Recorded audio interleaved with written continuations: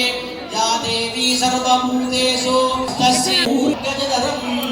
कल्याणमूर्तिं भजे मूर्ति गुरुमनप्रियकरं कारुण्यसम्पूर्णं ஐயா போற்றி அணுவே போற்றி நெறியே போற்றி நினைவே போற்றி நிமலா போற்றி नायम्य ओम गगस्राय नमः नमो पार्थे समस्त दुदक्षिणद्वार श्री पोत्री सடையினை கங்கை தரித்தாய் போற்றி